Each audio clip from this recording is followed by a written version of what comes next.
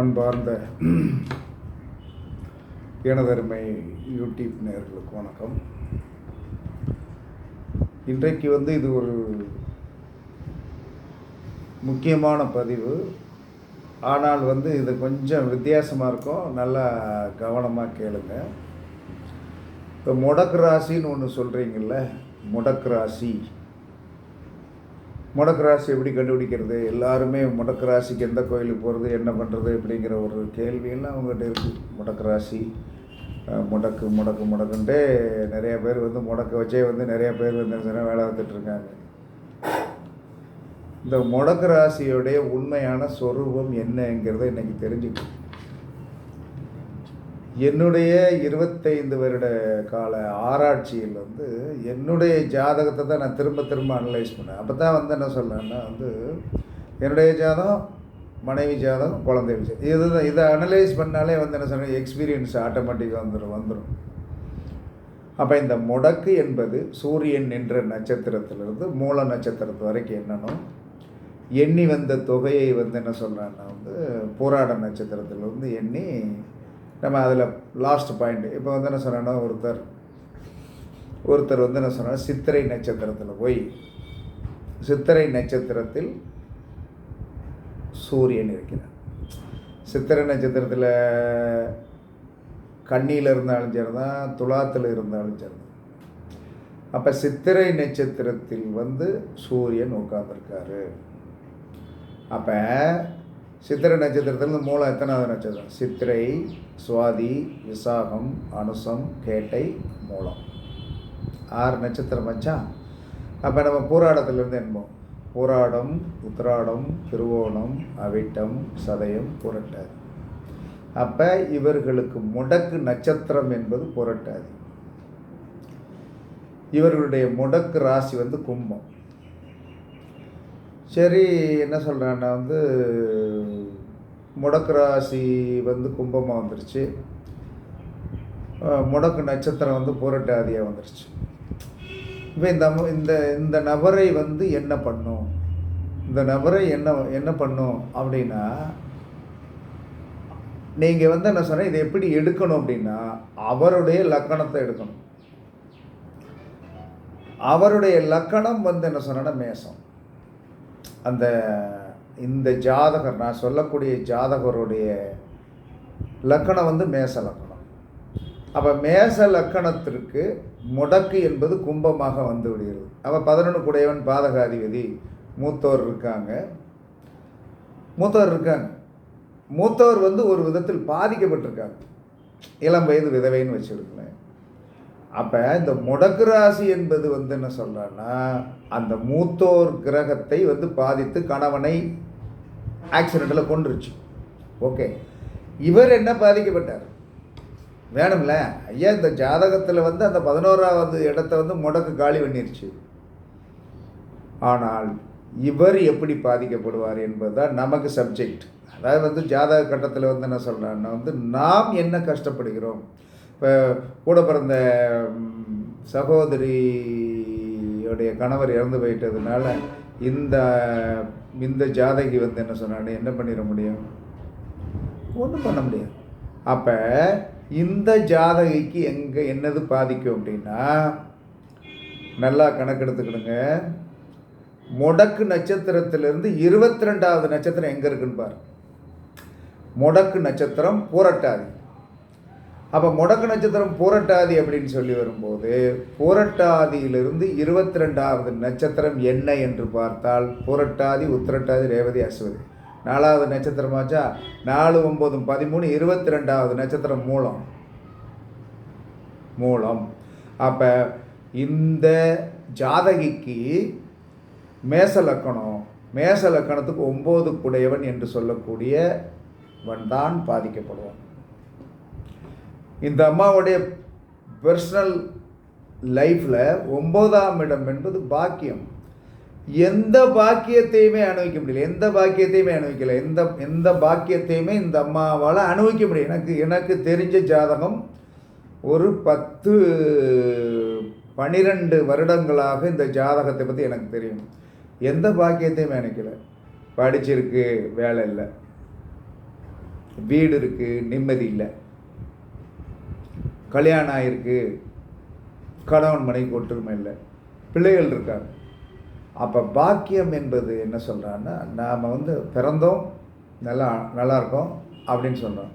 தகப்பனார் இருக்கிறாரு, தகப்பனாரால் எந்த பிரயோஜனமும் இல்லை. ஏன்னா தகப்பனாரால் என்ன பிரயோஜனம்? கல்யாணம் இப்போ பிள்ளைய பெறுவாங்க, கல்யாணம் முடித்து கொடுப்பாங்க, நல்லா இருப்பான்னு ஆசீர்வாதம் தான் பண்ண முடியும்.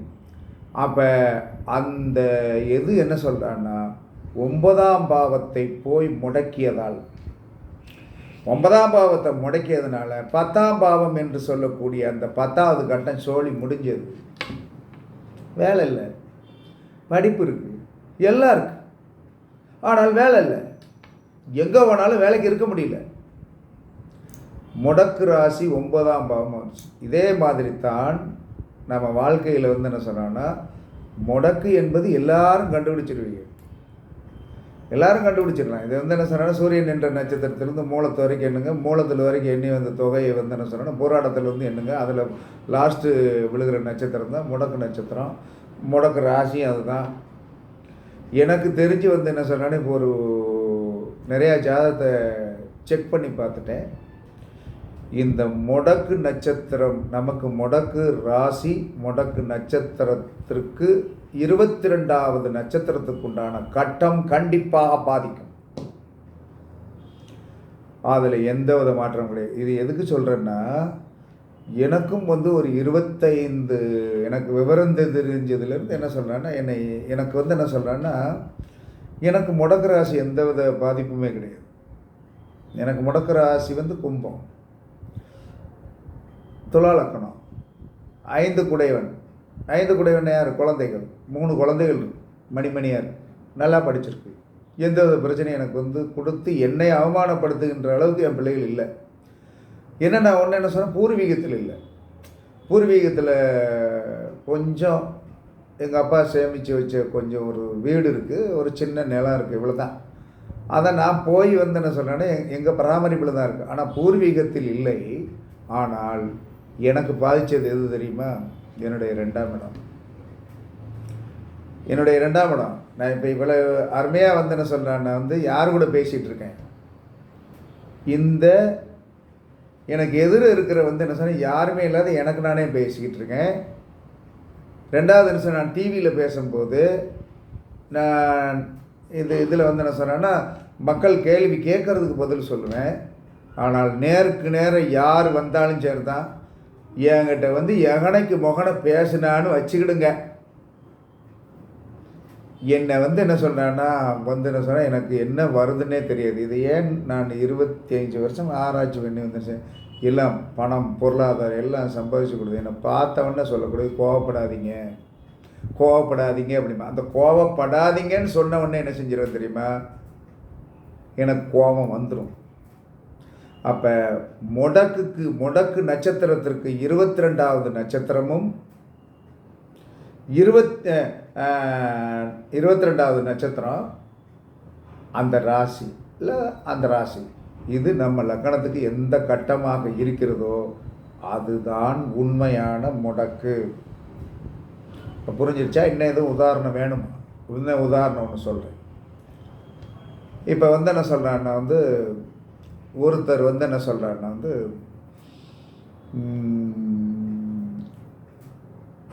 சித்திரை மாதம் பிறந்திருக்காங்க, சாரி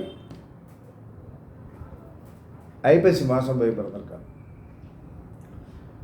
ஐப்பசி மாதம் போய் பிறந்து அவர்கள் விசாக நட்சத்திரம், ஐப்பசி மாதம் போய் பிறந்திருக்காங்க. அந்த சூரியன் நின்ற நட்சத்திரம் சுவாதி.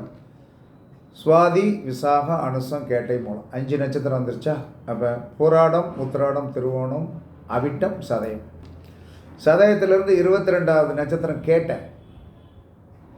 அவர்கள் விருச்சிக லக்கணம், விருச்சிக ராசி. எது பாதிக்கப்பட்டது என்று சொன்னால், இன்னைக்கு வரைக்கும் அவர்களை நிம்மதியாக வச்சிருக்க ஆளே இல்லை. நிம்மதியாக வச்சிருக்க அந்த லக்கணம் பாதிக்கப்பட்டு விட்டது. இந்த லக்கணம் பாதிக்கப்பட்டால் என்ன நடக்கும் அப்படின்னா, தகப்பன் சீக்கிரமே மரணம், தாய் இவர்கள் பராமரிப்பு, தாய் இவர்கள் பராமரிப்பு. அப்போ இந்த மாதிரி ஒரு ஆதிபத்தியத்தில் தான் இவர்களுடைய வாழ்க்கை ஓடிக்கொண்டிருக்கிறது.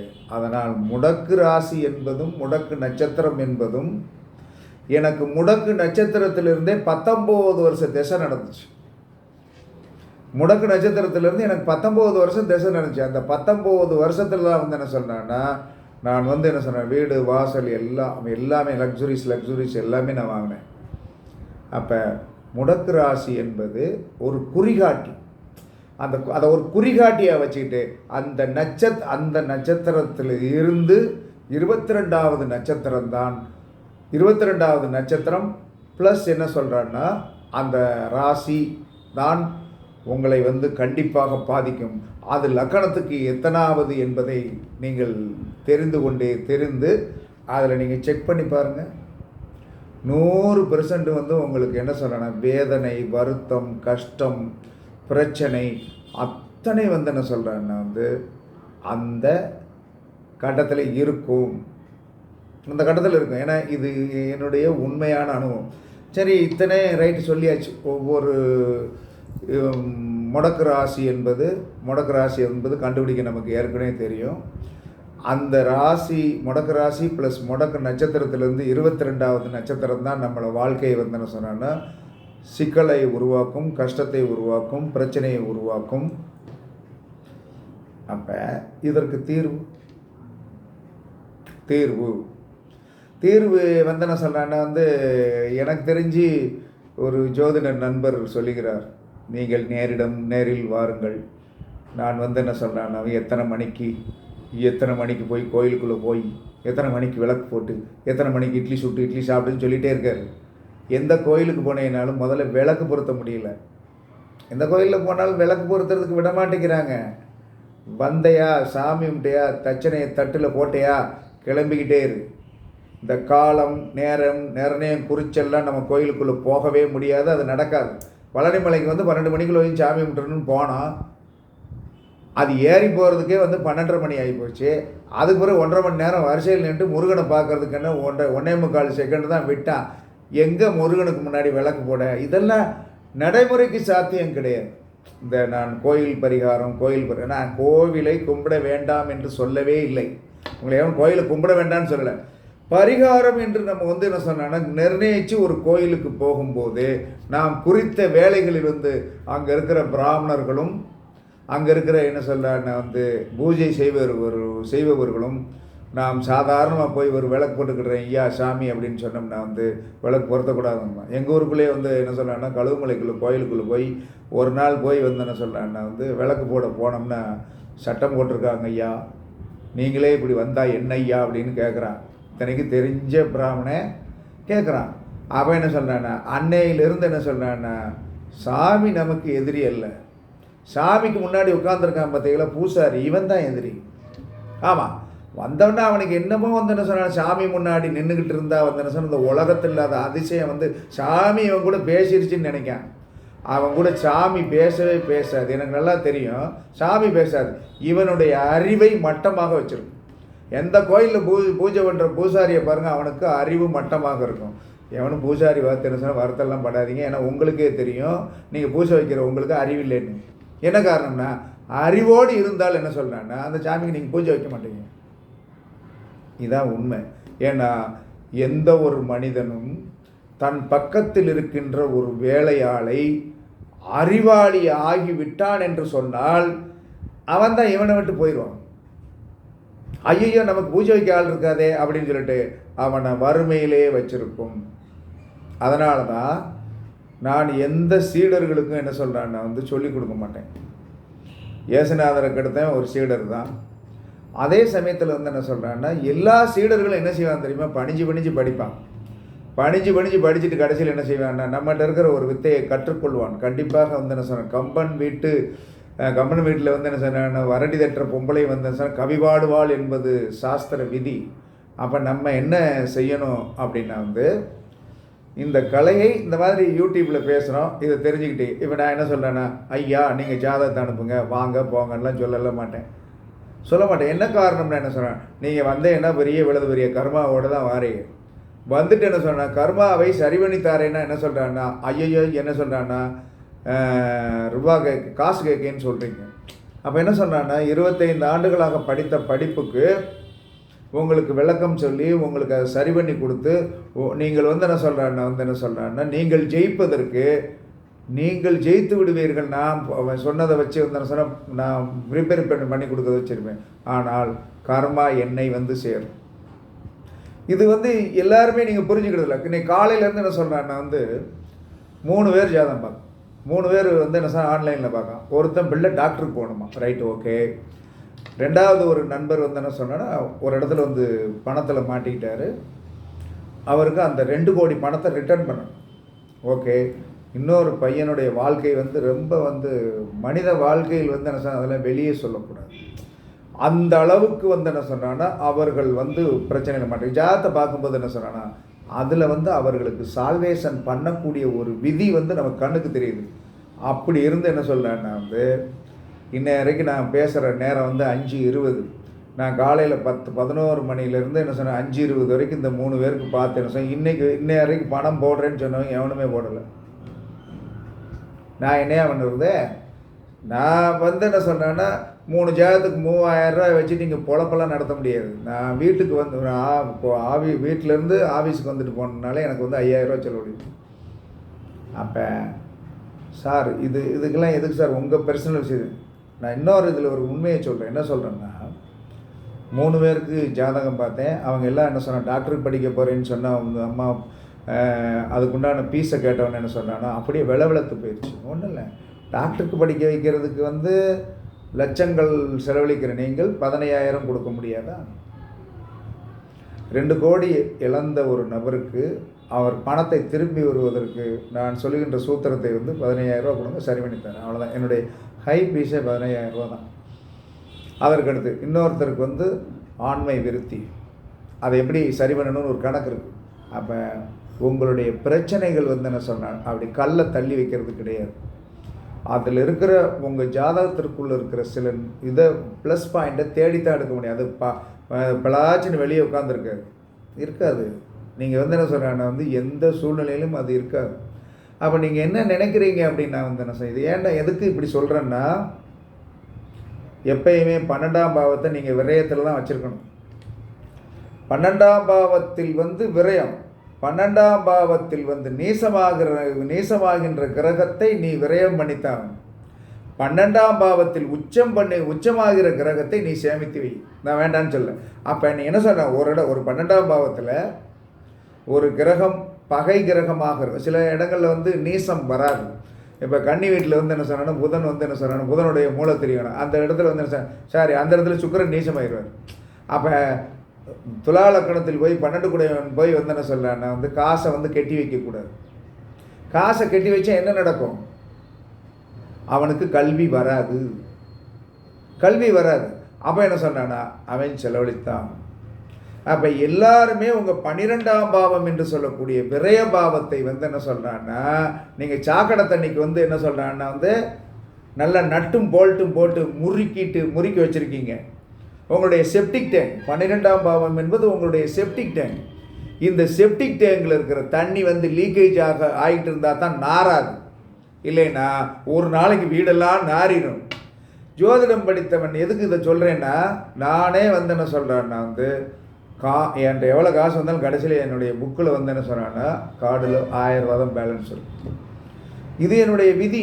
அதே மாதிரி உங்களுடைய விதியை அனுபவிப்பதற்கு உங்களுடைய 12ஆம் பாவம் என்று சொல்லக்கூடிய அந்த விரயத்தை நீங்கள் பண்ணாமல் எந்த காரிய சாதனையும் பண்ண முடியாது. இது என்னுடைய தாழ்மையான ஜோதிட கருத்து. இதை என்ன யார் புரிய வைக்கிறது? பணம் கேட்குறார் அப்படின்னு சொன்னால் பணம் கேட்காம எப்படி காரியம் நடக்க முடியும்? பணம் கேட்குற, ஆனால் சில பேர் இருக்காங்க. அதில் ஒரு சூத்திரத்தை சொல்கிறேன். இப்போ நான் பார்த்துட்டு வந்தேன். ஆஃபீஸுக்கு எங்களுடைய கிளையண்ட் ஒருத்தர் என்ன சொன்னால் 10 வருஷமாக டிவி பார்க்குறவர் வந்தார். அவருக்கு 2 பிரச்சனை முடித்து உட்காந்தேன். நீட்டாக 2 ஜாதகத்துக்கு எங்களுக்கு சரி பண்ணி கொடுங்கன்னாங்க. சரி பண்ணி வச்சுருக்கேன். அப்படி போய் என்ன சொன்னேன்னா அவங்க வீட்டில் ஒரு சின்ன வாஸ்து பார்த்துட்டு இன்றைய தேவை எனக்கு நிறைவேறிவிட்டது. நான் எங்கே விதைச்சாலும் என்ன சொன்னால் எங்கேருந்தோ எனக்கு வந்துடும். அதற்கு என்ன சூத்திரம் என்பதை வந்து என்ன சொன்னேன்னா, நான் தயவு செய்து வெளியே சொல்ல மாட்டேன். என்ன காரணம்னா, இப்போ முடக்கு ராசிக்கு சொல்லிட்டேன். முடக்கு ராசி அப்படிங்கிறத பற்றி என்ன, முடக்கு ராசி எப்படி கண்டுபிடிக்கிறது, முடக்கு ராசியிலேருந்து எத்தனாவது 22வது நட்சத்திரம், அந்த 22வது நட்சத்திரம் உங்கள் லக்கணத்துக்கு என்ன கட்டமாக வருது, அதில் தான் நீங்கள் பாதிக்கப்பட்டிருக்கீங்க அப்படிங்கிறத வந்து நான் ஈஸியாக சொல்லிட்டேன். ஆனால் இதற்கு பரிகாரம் என்பது என்ன? மேசம் பாதித்திருந்தால் மலை மேல் இருக்கின்ற முருகனை போய் வழிபாடு பண்ணி விட்டுவான். மலை மேலே இருக்கிற முருகனை செவ்வாய்க்கிழமை வழிபாடு பண்ணி விட்டுவாங்க. கண்டிப்பாக உங்களுடைய அந்த பாவம், பாதித்த பாவம் கஷ்டத்திலிருந்து விடுபட வைக்கும். ரிஷபம் பாதித்திருந்தால் டெய்லி பசுமாட்டுக்கு 2 நாட்டு வாழைப்பழம் கொடுங்க. கண்டிப்பாக என்ன குறையும், கஷ்டம் குறையும். அதற்கு அடுத்து மிதுனம் பாதித்திருந்தால் என்ன செய்யணும் அப்படின்னு நான் வந்து என்ன சொன்னேன்னா வந்து இரட்டை குழந்தைகள் எங்கேயாவது இருக்கான்னு பாரு. இரட்டை குழந்தைகள் அது ரேரு, யாரும் இது பண்ண மாட்டாங்க. அப்போ என்ன மிதுனம் பாதித்திருந்தால் யாராவது கல்வி சார்ந்த ஒரு விஷயத்தில் கஷ்டப்படுகின்ற குழந்தைகளுக்கு யூனிஃபார்ம் எடுத்து கொடுங்க. கடகம் உங்களுக்கு நான் சொன்ன ரூல்ஸ் படி பாதித்திருந்தால் கண்டிப்பாக வீட்டில் வந்து ஒரு பெரிய பிரச்சனை இருக்கும், சிக்கல் இருக்கும். அது எத்தனை உங்களுடைய லக்கணத்துக்கு. அப்போ கடகம் பாதித்திருந்தால் என்ன சொன்னோன்னா, நீர்நிலைகளில் இருக்கின்ற ஜீவ ராசிகளுக்கு பொறி போடுங்க. சிம்மம் பாதித்திருந்தால், சிம்மம் வந்து ஒருத்தருக்கு வந்து என்ன சொன்னான்னா வந்து நான் சொல்கிற ரூல்ஸ் படி வந்து என்ன சொன்னான்னா பாதித்திருந்தால் வந்து என்ன சொல்கிறான்னா வந்து ஞாயிற்றுக்கிழமை சிவன் கோயிலில் போய் சிவனுக்கு வந்து என்ன சொல்கிறான்னா செவ்வரளி இது வந்து என்ன சொன்ன வில்வ மாலை சாத்தி 2 நெய் தீபம் போட்டுவாங்க. கன்னி பாதிக்கப்பட்டிருந்தால், பாதிக்கப்பட்ட கன்னிக்கு, இந்த உலகத்தில் பாதிக்கப்பட்ட கன்னிகள் நிறைய பேர் இருக்காங்க, அவர்களுக்கு என்ன சொல்கிறாங்கன்னா வந்து உதவி செய்யும். கன்னி என்று சொன்னால் கன்னி பெண்களுக்கு, கன்னி கல்யாணமாகாத கொஞ்சம் பிரச்சனையாகி ரொம்ப கஷ்டப்பட்டு இருக்கிறவங்களுக்கு உதவி செய்யுங்க. துலாம் பாதிக்கப்பட்டால், துலாம் வந்து என்ன ஒருத்தருக்கு வந்து துலாம் லக்கணமோ ராசியோ உங்களுக்கு நான் சொன்ன ரூல்ஸ் படி வந்து என்ன சொல்கிறேன்னா பாதிக்கப்பட்டிருந்தால் என்ன சொல்கிறான்னா வந்து இந்த ஏவாரிகள் வந்து என்ன சொல்கிறாங்கன்னா கடை வைத்த ஏவாரிகள் நலிந்தவர்கள் இருப்பார்கள் இல்லையா, கடை வைத்த ஏவாரிகள் நலிந்தவர்கள். அதை என்ன சொன்னான்னா வணிகர்களுக்கு என்ன சொல்கிறான்னா சும்மானாலும் போய் என்ன சொன்ன தெராசு இருக்குல்ல, நெருக்கிற தெராசு இந்த அளவுகோல்னு ஒன்று இருக்கு இல்லையா, அது வாங்கி தானமாக பண்ணுங்க.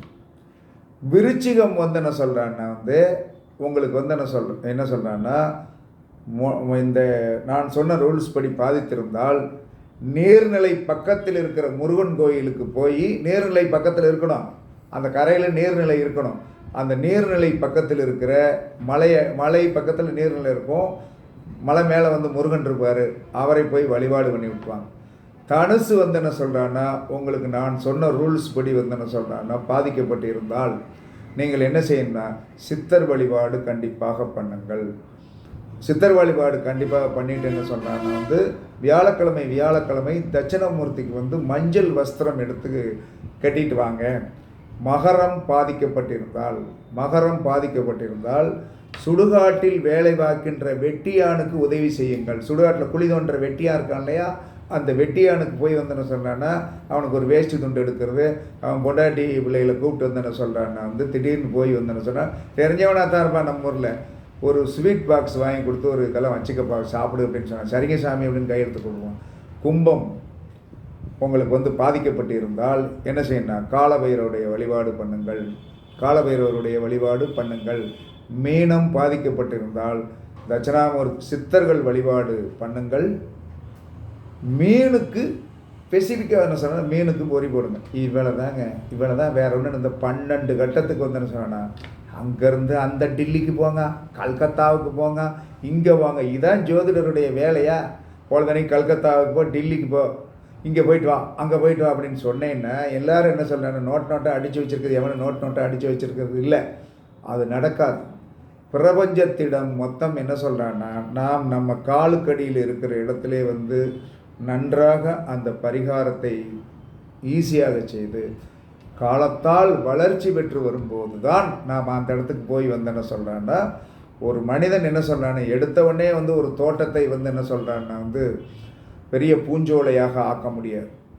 அப்போ அந்த பூஞ்சோலை ஆக முடியாது. ஆனால் ஒரு குறிப்பிட்ட காலத்திற்கு மேல் தான் எல்லாமே வந்து டெவலப் ஆகும். அப்போ இது கர்ம வினை. 10 நிமிஷத்தில் வந்து என்ன சொல்கிறான்னா வந்து ஐஸ்வர்யா மகாலட்சுமி கோயிலுக்கு போயிட்டு வந்து எவனும் கோடீஸ்வரன் ஆகினதாக சரித்திரம் கிடையாது. அதனால தான் நாம் ஏழைக்கேத்த எள்ளுருண்டை என்று சொல்லக்கூடிய பரிகாரத்தை நான் சொல்லிவிட்டேன். பெரியார்த்த சொல்லியாச்சு. உங்களுக்கு எது பாதிக்கப்பட்டிருக்கிறதோ கடைசியாக லாஸ்டான இன்ட்ரடக்ஷன், முடக்கு நட்சத்திரம் என்று சொல்லக்கூடிய நட்சத்திரத்திலிருந்து 22வது நட்சத்திரம் தான் அந்த வீடு தான் உங்களை பாதிக்கும். ஓகேவா? அது உங்களுக்கு லக்கணத்துக்கு என்னன்னு பார்த்துடுங்க. கண்டிப்பாக அந்த பாதிப்பில் தான் இருப்பீங்க. இதில் முடக்கு ராசியும் ஒரு 10% கண்டிப்பாக பாதிக்கும். அதையும் நீங்கள் கொஞ்சம் கணக்கில் எடுத்துக்கிடுங்க. இதுதான் முடக்கின் உண்மையான ரகசியம். இதற்கு தீர்வு இது என்று கூறி உங்களிடமிருந்து விடைபெறுவது கழுகுமலை ஜோதிடரசு ராயல் வி ராகவன் ஜெயபாலாஜி.